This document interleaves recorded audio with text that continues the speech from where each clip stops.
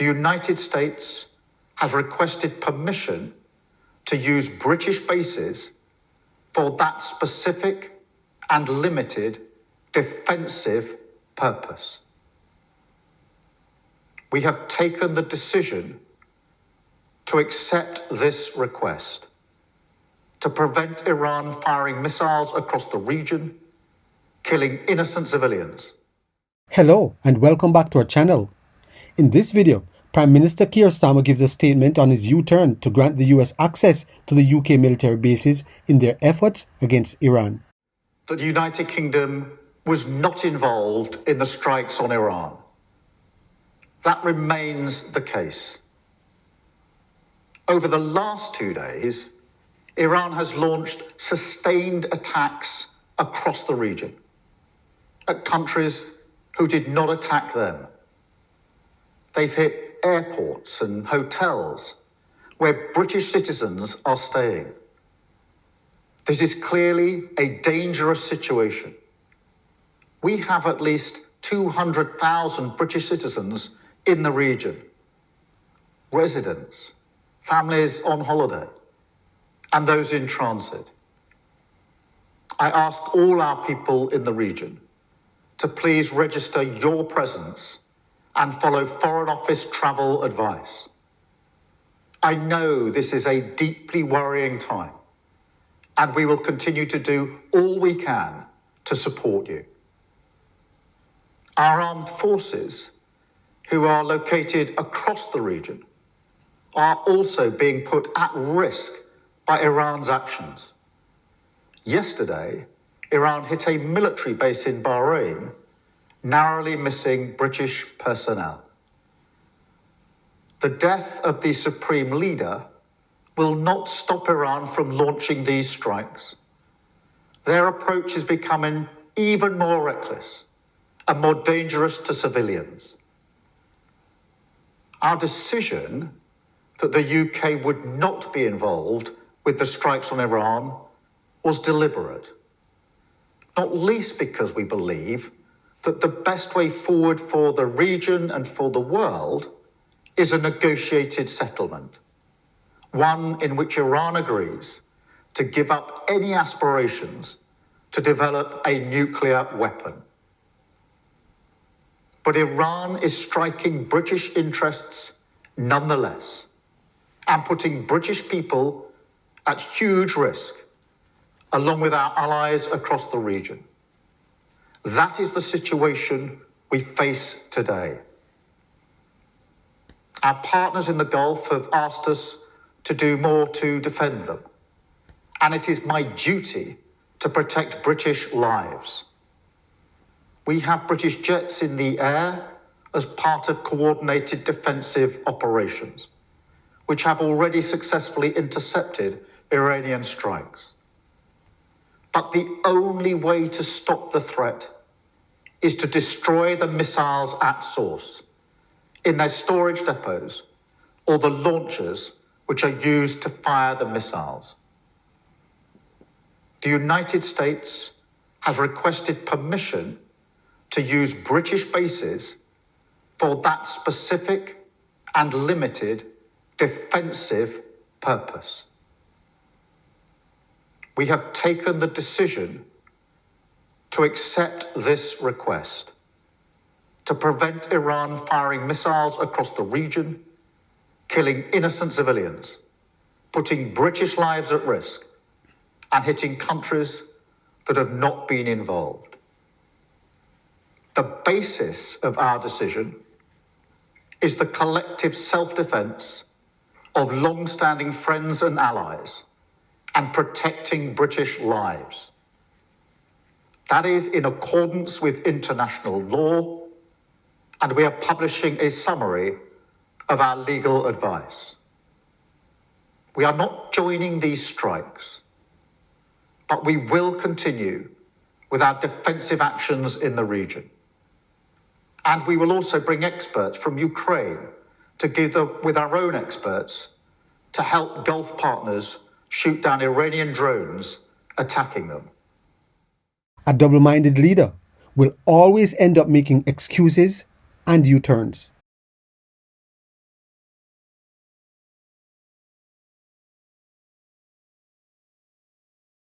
gives his response to the ongoing conflict in Iran. We also address why the principle of purpose is key to understanding how the UN needs to be dealt with moving forward. Before we get into the details, please like, subscribe, share, and be sure to leave us a comment. I will speak directly to three areas today: the principles, the facts, and the way out. First, the principles. The UN Charter provides the foundation for the maintenance of international peace and security. Article 2 of the Charter clearly states, all members shall refrain in their international relations from the threat or use of force against the territorial integrity or political independence of any state. International law and international humanitarian law must always be respected. That is why, since this morning, I have condemned the massive military strikes by the United States and Israel against Iran. And I also condemned the subsequent attacks by Iran, violating the sovereignty and territorial integrity of Bahrain, Iraq, Jordan, Kuwait, Qatar, Saudi Arabia, and the United Arab Emirates. We are witnessing a grave threat to international peace and security. Military action carries the risk of igniting a chain of events that no one can control in the most volatile region of the world. Let me be clear. There is no viable alternative to the peaceful settlement of international disputes. Lasting peace can only be achieved through peaceful means, including genuine dialogue and negotiations. Mr. President, second, the facts. The situation on the ground is very fluid. There are many unconfirmed reports. Here is what we know. About 20 cities across Iran, including Tehran, Isfahan, Qom, Shahryar, and Tabriz, have reportedly been attacked. In Tehran, large explosions were reported in the district that includes the presidential palace and the compound of the supreme leader. Several high-ranking officials have reportedly been killed, including, according to Israeli sources, Iran's supreme leader Ali Khamenei, that I'm not in a position to confirm. Iran's airspace has been closed and the country is under a near-total internet blackout. The attacks have reportedly caused significant civilian casualties. According to Iranian media, an airstrike killed at least 85 people and injured many more at a girls' school in Minab, or Mogan province, and the school in Tehran was also reportedly hit, causing 2 deaths. Mr. President, military action is expanding rapidly across the region, creating an increasingly volatile and unpredictable situation and heightening the risk of miscalculation. According to Israeli sources, 89 people have been injured in Iran's subsequent strikes on Israel, and there were also impacts in the occupied West Bank. Iran has announced that in reaction to US and Israeli airstrikes, it targeted US military assets in the region. These strikes have reportedly hit civilian areas and infrastructure in the countries that I have already mentioned. Indirect impact of falling debris was also reported in Lebanon and Syria. Most Gulf states successfully intercepted the Iranian strikes. However, the UAE reported that 1 civilian was killed by debris from an intercepted missile. In Iraq, there are reports of drone and missile attacks from both sides. There are also reports that Iran is closing the Strait of Hormuz for international shipping. Mr. President, the US and Israel attacks occurred following the third round of indirect talks between the US and Iran, mediated by Oman. Preparations had been made for technical talks in Vienna next week, followed by a new round of political talks. I deeply regret that this opportunity of diplomacy has been squandered. Mr. President, third, the region and the world need a way out now. I call for de-escalation and an immediate cessation of hostilities. The alternative is a potential wider conflict with grave consequences for civilians and regional stability. I strongly urge all parties to return immediately to the negotiating table, notably on the Iran nuclear program. I note that the US President has reportedly talked with leaders of Saudi Arabia, Qatar, and the United Arab Emirates.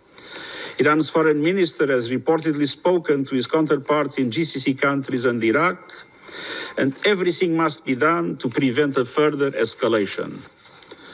To this end, I call on all member states to strictly uphold their obligations under international law, including the UN Charter, to respect and protect civilians in accordance with international humanitarian law, and to ensure nuclear safety. Let us act responsibly and together to pull the region and our world back from the brink. Since President Trump returned to the White House, he has resolved 8 different conflicts. That was supposed to be the responsibility of the United Nations. No wonder Trump created the Board of Peace to return to the original purpose the UN has long abandoned. Trump pursued diplomatic talks with Iran, but no agreement was reached. Iran's leadership then killed thousands of its own people demanding freedom. The UN did nothing. Seeing this hostility could not continue, Trump stepped in decisively. Now the United Nations claims that US has violated international law. But what about the international law that should have protected those thousands killed in Iran? The United Nations specializes in strong letters and statements, but rarely follows with strong action. That's why so many wars drag on for decades. Has the UN lost the very purpose it was created to serve? Is it time to consider disbanding it? In the words of Dr. Miles Monroe, where purpose is unknown, abuse is inevitable. When an organization loses dedication to its core responsibilities or refuses to fulfill them, it has already lost its purpose for existence. When an organization drifts so far from its original purpose that its actions now contradict it in harmful ways, it no longer deserves to exist. The UN was created to maintain international peace and security, protect human rights, and act decisively against threats. Yet it has failed repeatedly to fulfill that core mission. When purpose is ignored or abandoned, abuse follows, and the innocent suffer most. If you truly value purpose as the guiding principle for any leader or organization, we must apply it here without compromise. Recognize when an entity has lost its way. Stop propping up what no longer serves its reason for existence, and align with what delivers real results and protect people. Purpose is non-negotiable. We need leaders and organizations unafraid to live by their original purpose with integrity and without compromise. Do you believe that the United Nations has lost its purpose? Leave your thoughts in the comments.